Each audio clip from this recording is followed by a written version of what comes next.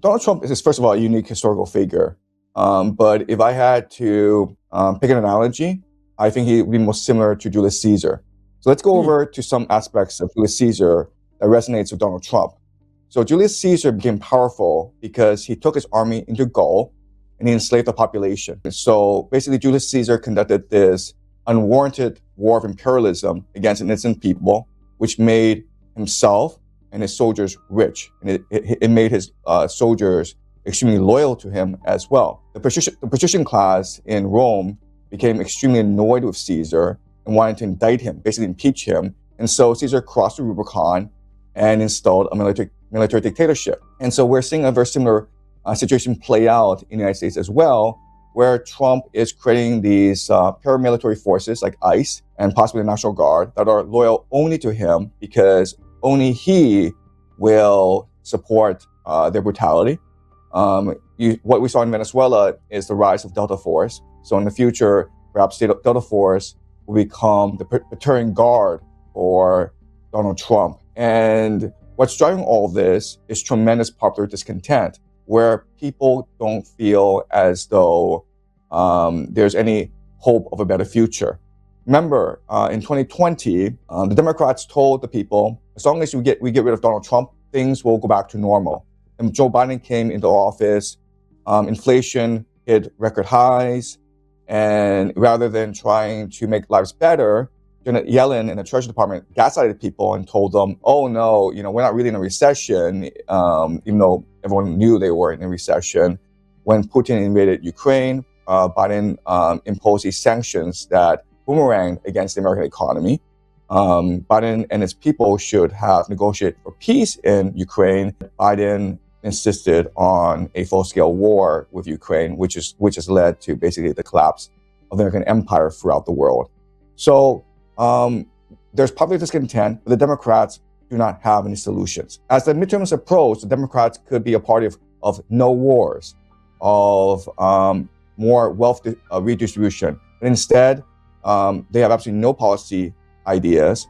And the only thing that they promise the people is we're not Trump, and we'll probably impeach Trump if we get into office. So so right now the choice for the people is not one between democracy and monarchy. It's really one between monarchy and oligarchy. And given this choice, historically, people choose to pick monarchy because the first thing that monarchs tend to do is they actually cancel the debt in something called the Jubilee. And that's a very common way for kings to cement popular support. So I imagine, if Donald Trump were to become king, and that is certainly his ambition, and he would cancel all debts, including student debt, including mortgages. And this would be tremendous relief to the American people. Okay, so I think Julius Caesar is the best analogy. And a lot of it is just driven by incompetence among the ruling elite. The Democrats, the oligarchs, absolutely refuse to admit that they've done anything wrong. They refuse to admit that America has become a corrupt oligarchy, and they have stymied any political changes, including Bernie Sanders. If Bernie Sanders had won in 2016 or 2020, then America in the world would be a very different place. So it's not just Trump, it's also this elite that enables Trump. Another thing that I will say is that what seems to be driving Trump is his thirst for revenge. Because, for Trump, the biggest trauma in his life is the 2020 election against Joe Biden, because he is absolutely convinced that he won the election. But Joe Biden, the Europeans, Obama conspired against him. And how? Well, first of all, you had the George Floyd protests in Minnesota, right? The Black Lives Matter protests. Then you had the COVID lockdowns. Then you had the mail-in ballots that swung the election in favor of Joe Biden at the very last minute. So we can see much of what he's doing as a revenge tour. So he hates the Europeans because he's convinced the Europeans conspired with Obama against him in 2020. And that's why we're seeing Trump being so antagonistic against the Europeans. That's one front. Another front is that, why did Trump go in and kidnap Maduro? Because I think what will happen during the trial of Maduro is that Maduro will tell the people that Venezuela participated in election fraud in 2020. He will present evidence that the election was rigged in 2020. And now what we're seeing in Minneapolis, in Minnesota, is, these ICE agents going around and wreaking havoc.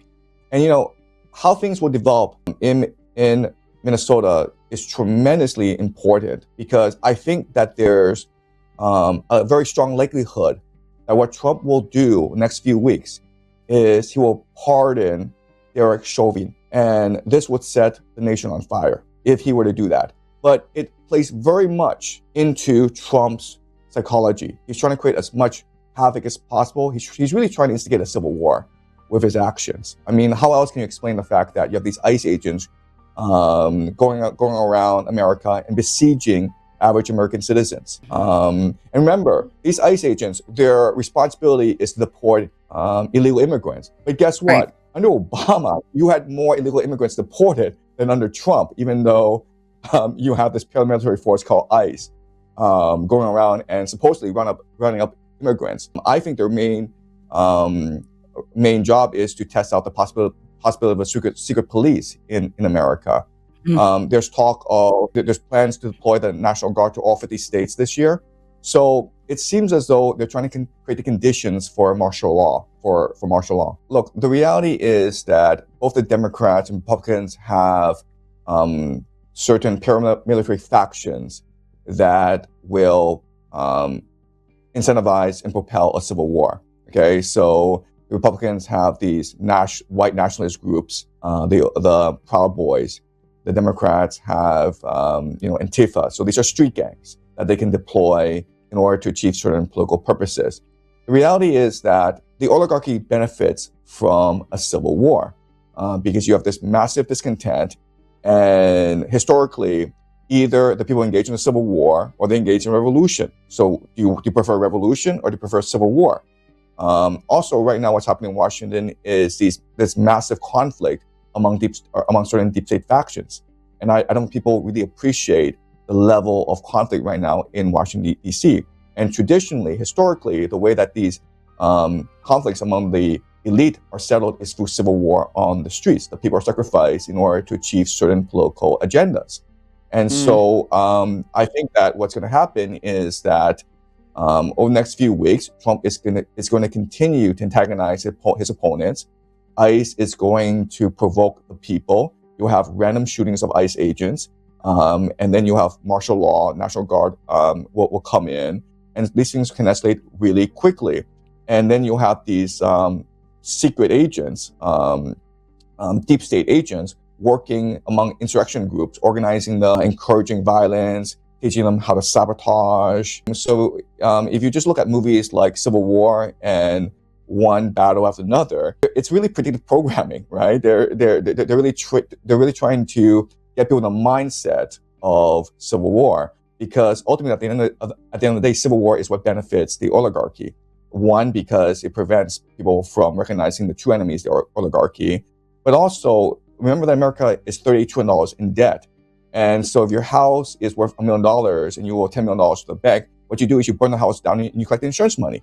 And that's the game plan of the oligarchy. Yeah, no, I would say we've been in World War III ever since 2022 when Russia invaded Ukraine, because that was a proxy war really between the United States and Russia, right? Because even though it was the Ukrainians who were fighting on the battlefield, it was NATO intelligence, NATO targeting, NATO special forces, NATO financing, NATO weaponry. It was everything that NATO had except its ground forces. So I would say we've been at war ever since 2022, but definitely this year things will ramp up, and the conflict will go global. Okay, so let's look at certain key hotspots, right? So Ukraine will continue to be one of the major flashpoints of the world, because the Europeans will not give up Project Ukraine. You cannot afford to give up Project Ukraine because it'll go bankrupt otherwise.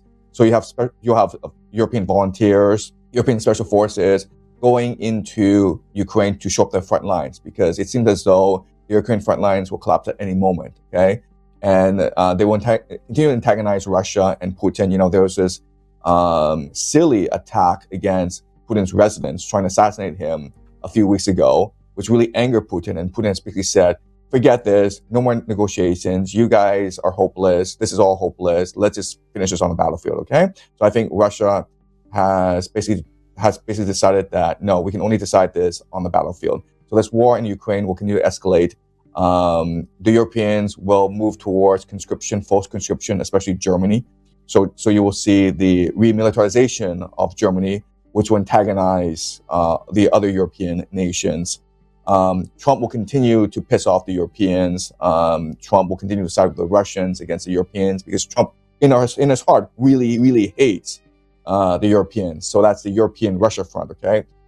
In the Americas, Trump will continue to exert dominance over the Western Hemisphere. The reason why is that in April, he visits Beijing. And this is a very key meeting for Trump. In fact, I believe that President Trump and President Xi are scheduled to meet 4 times this year, and the first will be April. And they have to work out a grand bargain, okay? So the conflict right now is that the United States needs China to continue to purchase US dollars, because the US dollars is this great Ponzi scheme. And if China switches to gold or tries to internationalize the yuan, this could cause a Ponzi scheme collapse. But at the same time, China still needs access to markets. And the great fear is that the United States uses its navy to embargo China, which is what you're seeing in Venezuela today, okay? So they need to work out a grand bargain. And so what Trump needs to show President Xi is that I control the Western Hemisphere. I control Mexico. I control Venezuela. I control Brazil. I control Canada. I control Greenland. That's why there's all these provocations against Greenland at this time. And eventually you have provocations against Canada as well. Because the reason why is that China relies on the Western Hemisphere for access to silver, lithium, and copper, as well as other rare earth minerals, which fuels China's AI growth. Its EV industry, its batteries, its solar panels. So its entire high-tech industry relies on these commodities from the Western Hemisphere. So if Trump decides to choke off China, then China's high-tech industry would suffer a great deal. And so I think eventually China and the United States will come to a grand bargain where, and so for example, look at Venezuela, where Trump has said that American companies will go and modernize the Venezuela oil industry. And guess what? These American companies, ExxonMobil, they're not going to do that, because they have to invest tens of billions of dollars, and there's great risk involved because Trump is volatile, right? But the Chinese will. The Chinese will go and invest all this money and modernize the oil industry so that they can extract this oil to feed their own economy. China relies on 3/4 of its oil from overseas. Half of its oil supply comes from the Middle East. So if there's a war in Iran, then China's kind of screwed, right? So I think the grand bargain will be reached between China and the United States. The problem, though, is Japan, because as China becomes closer to the United States, Japan fears the rise of China, right? And the great issue is Taiwan. So both China and Japan rely on oil imports from the Middle East, and so they have to go through the Strait of Malacca. That's a main trade route. And so whoever controls Taiwan can choose to embargo the other nation. So the Japanese Prime Minister Takahashi has said that Taiwan is of vital strategic interest to Japan, and she's correct. But that caused a huge political furor in China, and China right now wants to blockade, embargo Japan, deny Japan rare earth minerals.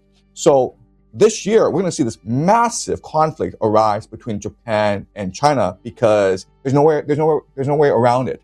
These are both nations that are heavily dependent on trade, and they will get into each other's way. And this conflict benefits the United States because both China and the United States are heavy buyers of U.S. treasuries, right? So Trump can sell more weapons to Japan. So that's a play. But you will see increased hostility between China and Japan, even as relations between China and the United States improve. You'll see increased conflict between Russia and the United States in the oceans. Because right now the United States is engaged in piracy, right? So the United States is going around and stealing these oil tankers from Russia and from China. And there was an incident where Bella 1, one of these shadow fleet tankers, it was being boarded by the U.S. Coast Guard, and the Russians intervened. So you'll see more of these incidents. And in fact, Russia will eventually figure out that even though it cannot defeat the United States in the oceans, it has to challenge the United States in the oceans. So it has to build up a blue water navy. And China will probably finance this blue water navy in order to protect its own trade interests. So the United States can produce one ship for every 250 ships that China produces, okay? So China has this tremendous shipbuilding capacity. And if the United States engages in this warfare against Russia in the seas, eventually a war of attrition will happen, and the United States Navy will face rapid decline. Okay, so I see how this is how I see the global landscape turning out. At the same time, United States, you have civil war emerge. You have civil war emerge probably in Europe as well. You have economic collapse everywhere. And then these nations won't be forced to scramble for resources and to protect trade access. So 2026 is when things accelerate. Trump will continue to be antagonistic. He'll continue to piss everyone off, the Europeans, the American left. Yeah, I mean, we're headed for a very stormy, for a very stormy time, a very turbulent time in our history. But this is a new normal. 2027 will be even worse, because that's when I think that the United States will actually launch an invasion of Iran. So 2026 will be a great conflict between China and America as they try to reconcile the differences. And once they reconcile the differences, this will open up Iran for invasion. Because the great fear is that if the United States invades Iran at this point, Russia and China will support Iran. And there's a great possibility that the United States will lose this war. There's no way that Russia will abandon Iran, but China can be negotiated away from Iran. And that's Trump's game plan before he launches a full-scale invasion of Iran. Look, it's already been settled. There's already an agreement that the United States will go and invade Iran, because if the United States wants to maintain its imperial hegemony, it needs to control trade access. It needs to control Iran, because once it controls Iran, then China is blockaded. The Belt and Road Initiative is dead, and now the entire Russian southern flank, the southern bottom of Russia, is open up, and Russia could be outflanked. So Iran is crucial to the maintenance of American hegemony. The question now is, when will this happen, and how will this happen? So I think it will happen next year, not this year. And Trump needs to create this grand bargain with China before he moves ahead. Iran will also be a major flashpoint in 2026, because right now these protests in Iran, and we know exactly what's going to happen, because we've seen this playbook before in Libya and Syria. What's going to happen is that Mossad is going to create these insurgent groups in Iran on the borderlands. They'll be protected by airstrikes and be financed by the CIA. You have these Mossad agents leading these groups, and you'll have slowly an economic blockade of Iran. You have sabotage, infiltration in Iran. You're going to hear a lot about Iran, because the Americans, the Israelis, they'll try to create this narrative that any day now, the mullahs will flee to Moscow. Any day now, the regime will collapse. Any day now, the military will launch a coup d'etat against Iran. Any day now, these Iranian people will rise up and overthrow the regime. And look, the reality is that Iran is under tremendous pressure. And so you'll have this infiltration, you'll have these insurgent groups, you'll have warfare going on in Iran. So you'll hear a lot about Iran in 2026. What are the chances none of this happens and we just go on and live our merry lives and we just don't see a big world war again? What are the chances, do you think? Yeah, I think we've crossed the Rubicon. I think we are in a new normal. I think it's very hard to go back to 2020. Like, I know that a lot of people believe that, in November, the Democrats will win the midterms and somehow we'll go back to normal. But think about who the Democrats will run in November. They'll probably run a lot of blue dogs, right? These candidates from the national security apparatus. And what do they want? They want Trump to accelerate these wars overseas. They want Trump to attack Iran. They want Trump to antagonize Russia, right? So I think we've crossed the Rubicon. I think we are in a brave world. If you actually read the national security strategy, it doesn't say that. It doesn't say that the United States will retreat back in the Western Hemisphere. What it does say is that the United States will maintain its empire through a new strategy. Before, it maintained its empire through these multilateral organizations like the United Nations. And now what the strategy is to abandon the illusion of these liberal multilateral organizations. Just leave the United Nations, which is what the United States has done, and focus on pure power politics. And it will use divide and rule in order to maintain control over the world. So it will not leave East Asia, but it will promote Japan as its proxy in the war against China. Okay? It's not going to leave Europe, but it's going to overthrow these liberal European regimes and instead champion nations like Austria, Hungary, and Poland, which are more aligned with Trump values. And it's going to fight in Africa for influence and economic dominance against China. The United States does not plant a seed anywhere. The United States will not retreat from anywhere, but it's going to change the rules of the game to meet the new reality of the American empire. Before, Americans were shy about empire. Before, Americans insist on the rules-based liberal international order. And Trump's like, screw that. We're an empire. Might is right. Let's just be an empire. Where is the safest place in the world to be during all of this, would you say? You know what? I have 3 kids. I'm trying to figure out the same thing. Okay. So I've been thinking about this for a long time. The problem is that wherever place you pick, everyone goes to, right? So like, look, everyone believes that New Zealand will be safe, but if everyone's going to New Zealand, how safe is that, right? If Peter Thiel is building a bunker in New Zealand and all this money is flowing to New Zealand, that's going to create a lot of conflict and chaos as well. The reality is that natives don't like immigrants, So you go to Europe and you have all these immigrants and the natives hate that, and it'll probably create a race war in Britain.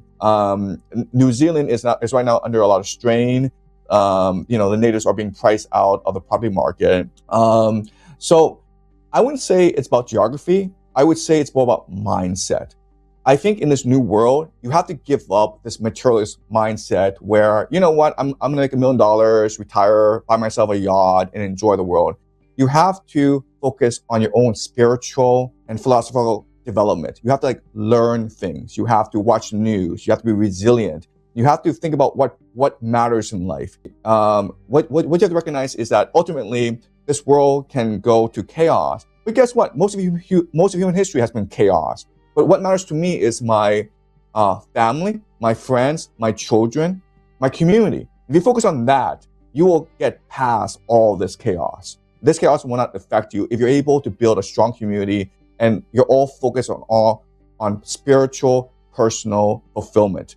I guarantee you'll live a very happy life if you do that. But if you're insistent on I have $10 million in the bank, so should I go investing in gold and silver? Should I move to Israel or New Zealand or Chile?